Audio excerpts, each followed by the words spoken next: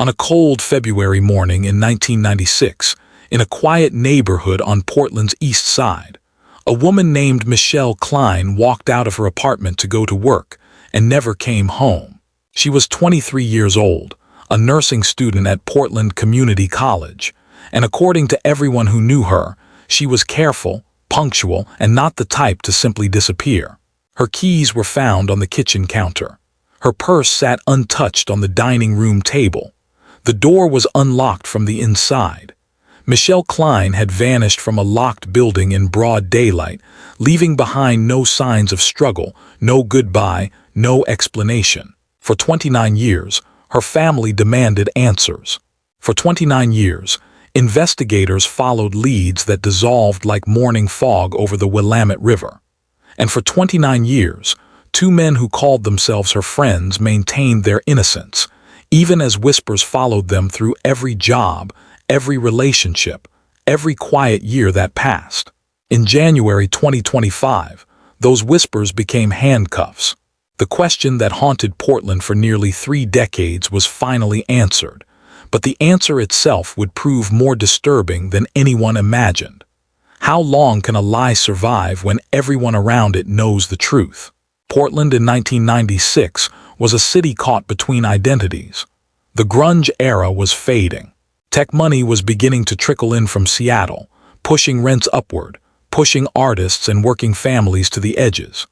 The East Side, across the Burnside Bridge from downtown, still felt like old Portland. Neighborhoods of craftsman houses with peeling paint, corner markets with handwritten signs, buses that ran late, streets where people knew their neighbors' names.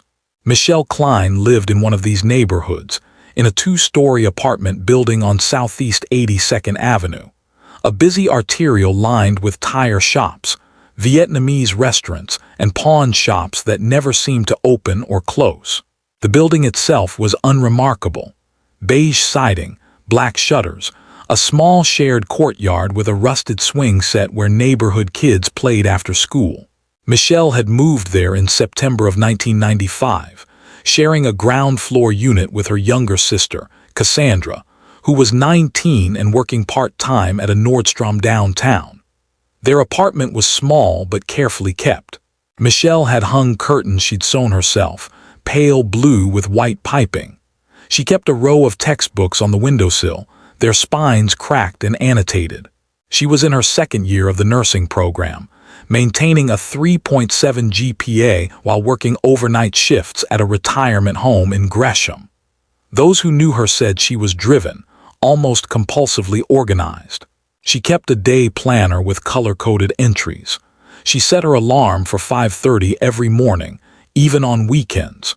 She called her mother every Sunday evening at exactly 7 o'clock. On the morning of February 14, 1996, Valentine's Day, Michelle woke at her usual time.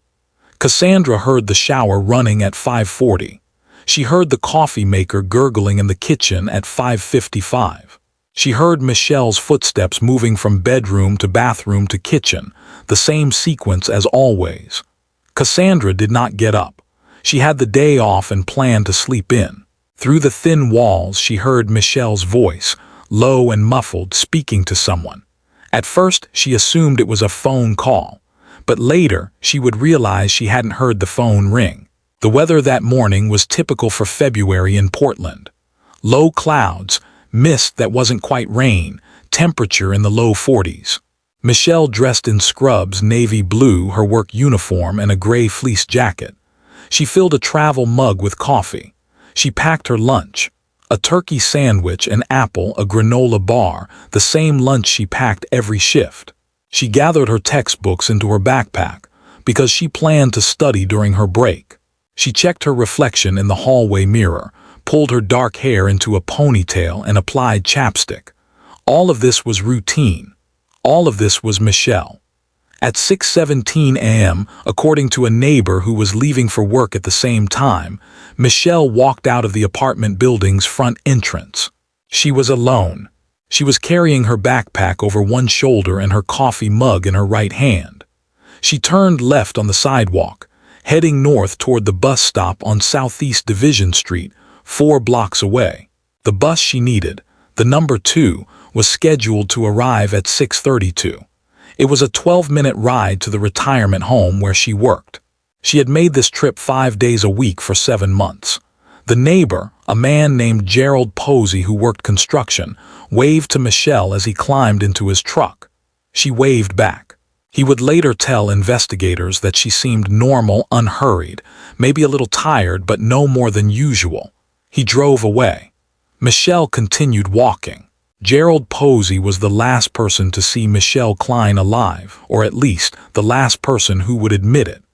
At 6:53 a.m., the retirement home called the apartment. Cassandra, still in bed, let the machine pick up. A supervisor's voice, clipped and annoyed. "This is Manor Gardens calling for Michelle Kline. She was scheduled at 7 and she hasn't arrived or called. Please have her contact us immediately." Cassandra, groggy, assumed Michelle had overslept or missed the bus and would call back herself. She rolled over and went back to sleep. At 8:15, the phone rang again. This time Cassandra answered. It was the same supervisor, now openly irritated. Michelle had missed the entire first half of her shift. She wasn't answering her pager. This was completely unlike her. Had something happened? Cassandra, suddenly awake, suddenly cold, said she would check and call back. She walked through the apartment. Michelle's keys were on the kitchen counter next to her purse. Her bed was made. The bathroom smelled like shampoo. The apartment was empty. Cassandra called Manor Gardens back and said Michelle wasn't there. She called their mother in Salem. She called Michelle's best friend, a classmate named Jenna Hartwell. No one had heard from her. By 9:30, Cassandra was pacing the apartment, dialing Michelle's pager over and over, waiting for a callback that never came. At 10:15, she called the Portland Police Bureau. The responding officers arrived just before 11. They took a report. They walked through the apartment, noting the keys, the purse, the untouched bed. They asked about boyfriends, arguments, money troubles, drug use. Cassandra answered no to everything. Michelle didn't have a boyfriend. She barely had time for friends. She was focused on school, on work, on building a future. The officers nodded, took notes, and suggested Michelle might have gone somewhere voluntarily, might have needed space, might turn up in a few hours. People do this, they said. Young women especially. Cassandra wanted to scream. Michelle wouldn't do this. Michelle called if she was going to be 10 minutes late. By evening, when Michelle still hadn't appeared, the police began to take the case more seriously. They interviewed neighbors. They checked local hospitals. They contacted bus drivers on the number 2 route. One driver, working the morning shift that day, thought he remembered a young woman in scrubs waiting at the Division Street stop around 6:30. But he wasn't certain. The bus had been on time. If someone was waiting, they would have boarded. But the driver couldn't say for sure. It was Valentine's Day. The bus had been crowded, faces blurred together. By the next morning, Michelle Kline had been missing for 24 hours. Cassandra had not slept. Their mother had driven up from Salem and was sitting in the apartment, staring at Michelle's textbooks, touching the spines as if they might offer answers. The phone rang constantly. Friends, classmates, Michelle's supervisor calling again to see if there was news. There was no news. There was only absence and the terrible, expanding silence where Michelle's voice should have been. Part 2. The investigation, the official search, began on February 16th, 48 hours after Michelle's disappearance. Portland police assigned a detective named Lawrence Kimball to the case, a 14-year veteran with a reputation for thoroughness. Kimball started where all missing persons cases start, with the people closest to the victim. He interviewed Cassandra 3 times in the first week. He interviewed their mother, their father who lived in Eugene, Michelle's co-workers, her professors, her classmates. Everyone told him the same thing. Michelle was reliable. Michelle was focused. Michelle did not do impulsive things. Kimball expanded outward. He pulled Michelle's phone records. In the week before she vanished, she had made calls to her mother, to Cassandra, to Jenna Hartwell, and to 2 men, David Ortega and Jason Lyle. Both were former co-workers from a restaurant where Michelle had waitressed the previous year. Both lived within 3 miles of Michelle's apartment. Both, according to Cassandra, had been interested in Michelle romantically, though Michelle had never reciprocated. Kimball interviewed them on February 18th. David Ortega was 26, a line cook, living in a studio apartment near Powell Boulevard. He had a thin face, nervous hands, a habit of looking away when he spoke. He told Kimball that yes, he'd been friends with Michelle. They'd talked on the phone occasionally. She'd called him on February 10th to ask if he still had her textbook on anatomy. She'd loaned it to him months ago. He said he'd found it and offered to drop it off. She said that was fine.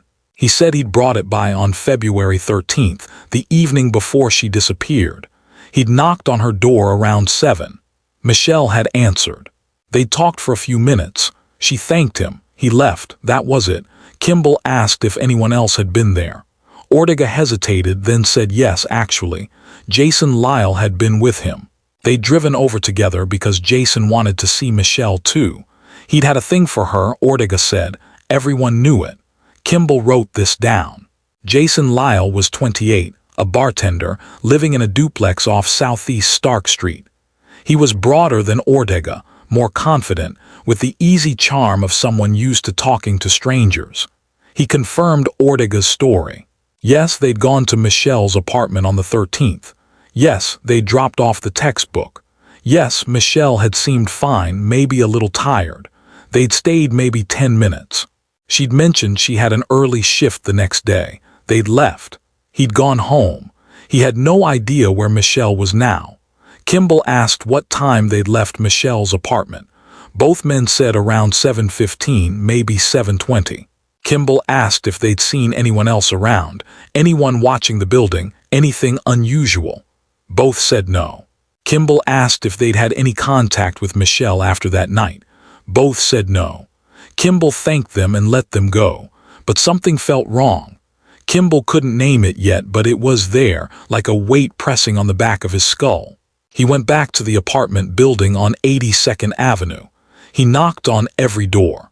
Most neighbors hadn't noticed anything unusual on the 13th or the morning of the 14th.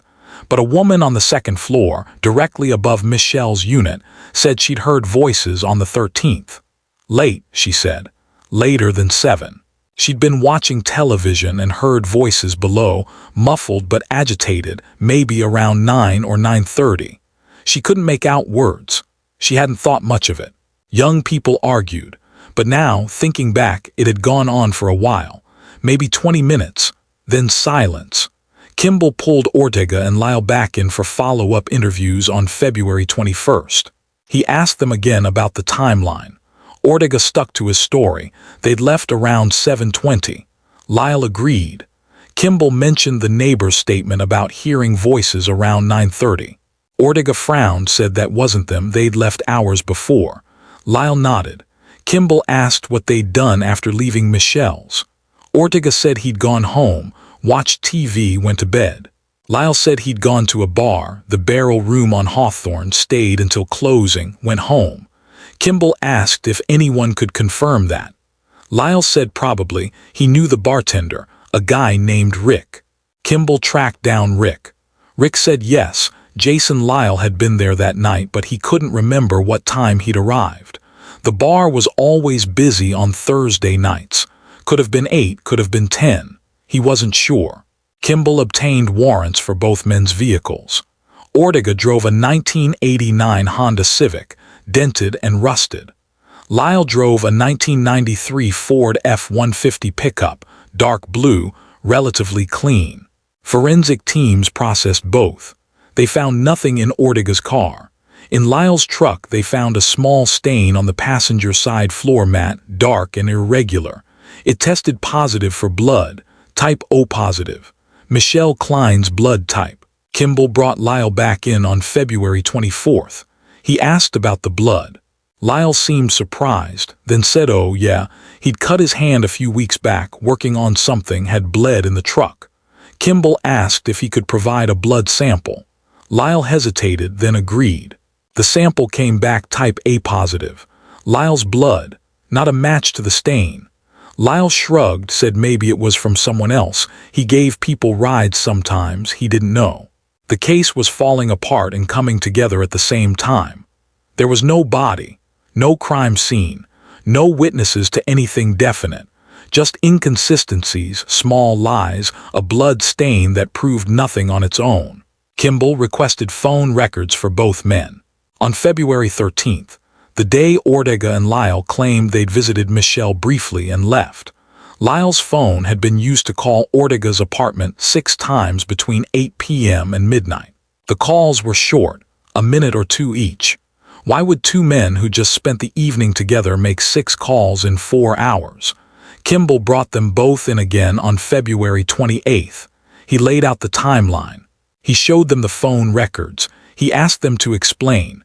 Ortega looked at Lyle. Lyle looked at the table. Clear his throat. There was a long silence, the kind that fills a room like water. Finally, Lyle said they'd been worried about Michelle. They'd called each other to talk about whether they should check on her. That was it. Kimball asked why they'd been worried. Lyle said she'd seemed upset when they left. Kimball asked about what. Lyle said he didn't know, just upset, maybe stressed about school. Kimball asked why they hadn't mentioned this before. Neither man answered. Deputies whispered quietly in the hallways of the Portland Police Bureau that something was being hidden. The case felt like a door that wouldn't quite close, a weight that wouldn't settle. Kimball believed Ortega and Lyle were involved, but he couldn't prove it. The district attorney reviewed the evidence and said it wasn't enough. No body, no crime scene, no confession. Just a missing woman, a blood stain, and 2 men with stories that kept shifting at the edges. Searchers combed Forest Park, the Columbia River shoreline, construction sites, dumpsters. Volunteers distributed flyers. Michelle's face appeared on telephone poles in store windows on the evening news. Her mother gave a tearful press conference, begging for information. Cassandra stood beside her, hollow-eyed and silent. Days became weeks. Weeks became months. The media moved on. The volunteers stopped calling. Detective Kimball kept the case file on his desk, kept adding notes, kept pulling Ortega and Lyle in for informal conversations, hoping one would crack. Neither did. By summer, the case had gone cold. Michelle Kline had vanished, and Portland had no answers. Part 3. The silence in November 1996, 9 months after Michelle disappeared, Cassandra moved out of the apartment on 82nd Avenue. She couldn't stay there anymore. Every corner held Michelle's absence like a weight. She moved to Seattle, found work at a coffee shop, tried to start over. She did not succeed. Those who knew her during those years said she seemed haunted, distracted, as if she were always listening for a voice that would never come. Their mother, Michelle Kline, became active in organizations for families of missing persons. She attended vigils. She lobbied for better tracking of cold cases. She never said Michelle's name without adding "my daughter," as if the relationship needed to be constantly reaffirmed against the erasure of time. Their father stopped speaking about Michelle at all. He remarried in 1998. He asked his new wife not to display photos of his daughters where he might see them. David Ortega moved to Beaverton in 1997. He changed jobs frequently: line cook, delivery driver, warehouse worker. Coworkers found him odd, prone to long silences, occasionally mentioning a friend who disappeared years ago as if it were a wound he couldn't stop touching. In 2002, he was arrested for DUI. In 2008, for possession of methamphetamine. Small crimes drifting crimes. He served short sentences, moved again, disappeared into the sprawl of the metro area. Jason Lyle stayed in Portland. He kept bartending, moving from one establishment to another. He married in 2001, divorced in 2004. He married again in 2007. That marriage lasted longer, produced 2 children. Neighbors said he seemed like a regular guy, coached his son's little league team, barbecued on weekends, kept his lawn mowed. But there were moments, small cracks in the facade. A coworker once asked him about a missing persons case in the news, some young woman who'd vanished. Lyle had gone pale, said he didn't want to talk about it, and walked away. His second wife would later tell police that he had nightmares, that he sometimes woke up shouting, that once, after drinking too much at a Christmas party, he'd said something about a secret that was going to kill him. She'd asked what he meant. He'd sobered up instantly, said it was nothing, gone to bed. For those who have ever doubted someone you love, who have felt the slow, corrosive fear that the person sleeping beside you might be a stranger, might be capable of things you cannot name. This is where the story becomes almost unbearable. Because in 2012, 16 years after Michelle Kline vanished, Jason Lyle's 10-year-old son told his mother something that would eventually unravel everything. The boy's name was Connor. He was shy, small for his age, with his father's dark hair and his mother's anxious eyes. He'd been having trouble sleeping, waking with nightmares he couldn't or wouldn't describe. His mother, Stephanie, took him to a child psychologist. In the third session, Connor said something the psychologist found alarming enough to note in her file. He said his father had once told him a secret, a bad secret, about a woman who went away and never came back. Connor said his father had made him promise never to tell anyone. Connor was scared. He didn't know what the secret meant, but it frightened him. The psychologist, bound by mandatory reporting laws, contacted Child Protective Services. CPS opened an investigation. Stephanie, now terrified, asked Connor to tell her exactly what his father had said. Connor, crying, said that one night when he was 8, his father had been drinking and crying, and had told him that he and a friend had done something terrible, that a woman had died, that it was an accident but no one would believe them, that they'd hidden her and now they could never take it back. Connor said his father had grabbed his shoulders and made him swear on his life, never to tell. Stephanie filed for divorce and full custody 2 weeks later. She moved out, taking the children. She did not contact the police. She did not know if Connor's story was true, if it was a child's misunderstanding, if it was connected to anything real. She was afraid of her husband, afraid of being wrong, afraid of destroying her children's lives with an accusation that might be nothing. So she stayed silent, but Connor's psychologist did not. In early 2013, she contacted the Portland Police Bureau's Cold Case Unit and relayed what Connor had said, careful not to identify the child directly, but providing enough information that investigators could follow up. A detective named Sarah Voss, who had taken over Michelle Kline's case when Kimball retired in 2007, saw the report and felt something shift in her chest. She pulled the old files. She saw Lyle's name. She made a call. Part 4. The revelation. On March 18, 2013, Detective Voss interviewed Stephanie Lyle.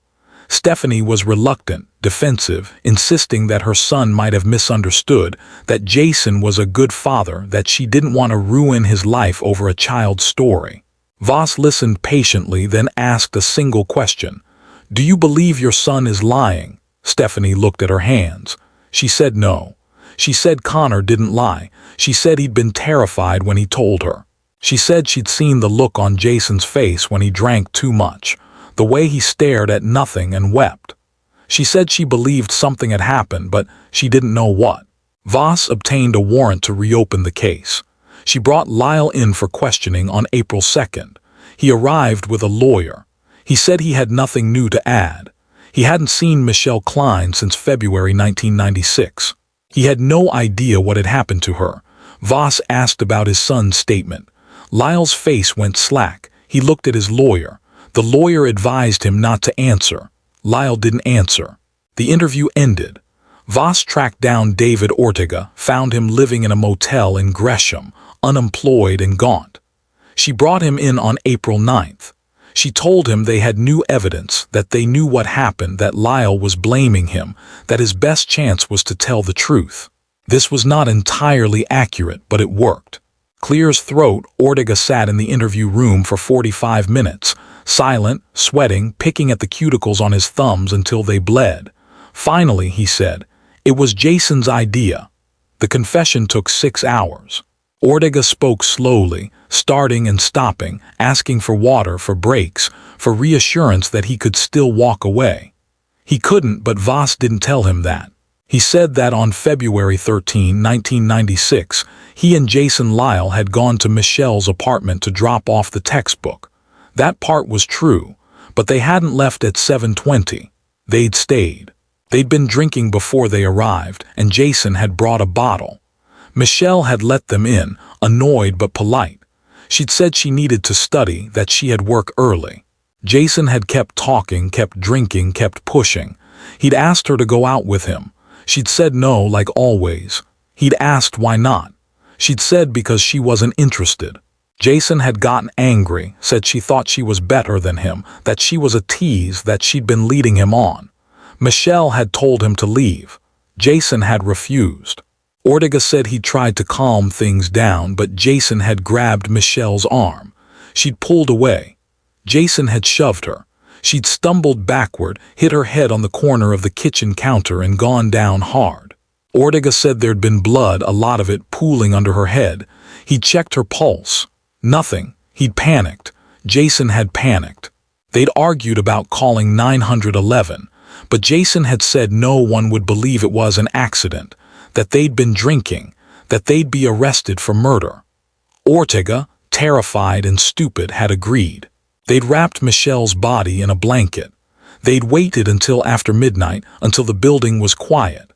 They'd carried her out to Jason's truck, parked in the alley behind the building.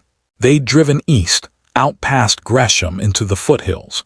They'd buried her in a wooded area off a logging road, a place Jason knew from camping trips. They'd used a shovel from Jason's garage. They'd covered the grave with branches and leaves. They'd driven back to Portland, cleaned the truck, thrown away their clothes, and agreed never to speak of it again. Voss asked if he could take them to the site.